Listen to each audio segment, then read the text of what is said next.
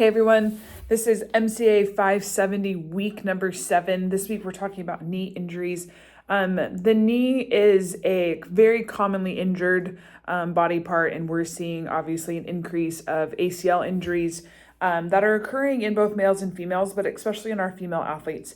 And so there is some position statements that I put onto our Canvas page that talk about patellofemoral issues. There's an NATA position statement on the ACL, and that's an interesting statement that's just talking about knee mechanics and kind of what the issues are.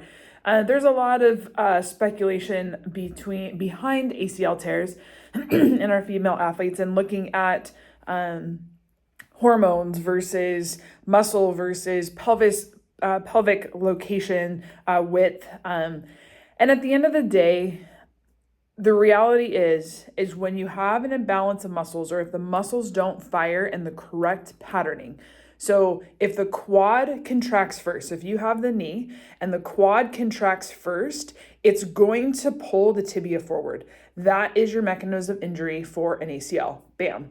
What happens is it slides all the way forward. There's bone-on-bone contact here. So on an MRI, you're going to see a bone bruise on the anterior part of the femur, and you're going to see a bone bruise on the posterior aspect of the tibia.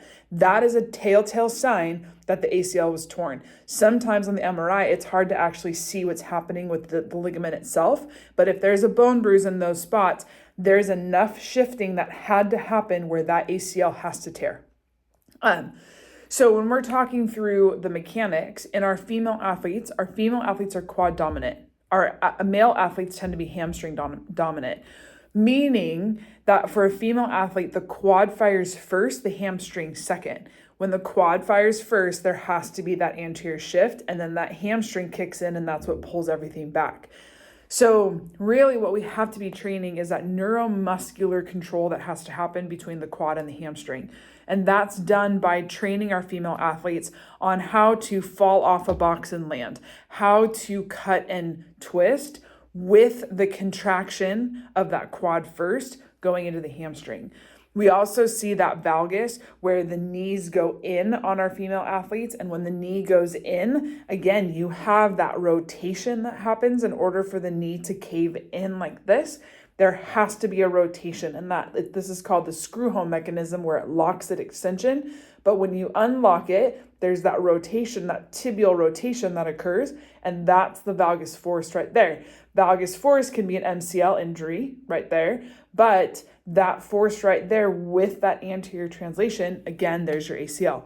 So that's why that knock-kneed female athlete, it's important to train that athlete on how to use their hips to appropriately pull everything out to realign those legs. Now, we're not looking to necessarily realign the legs. We're just looking for when they land, the knees don't go in together. Instead, when they land, they're able to land straight with their kneecap shooting forward instead of like this. That's a lot of hand motion. Sorry, I hope that clarifies it a little bit. But so yes, there is a component for hormones. If you really dive into the studies on hormones, you're going to see that the hormone relaxin is released during the monthly cycle every cycle, but relaxin is released at different points in different females. It is not a day 21 relaxin is released, so therefore on day 21, every female athlete is likely to tear their ACL. And that's why you see most athletes release relaxin around the same point the week before their cycle starts, but that's not the case for everyone. So it's not a black and white, and there's not a way for us to say you're susceptible because of when you release this hormone. There's not really a way to really tell that. And so that's not a fair cause. It is part of the big picture, but it's not the whole cause.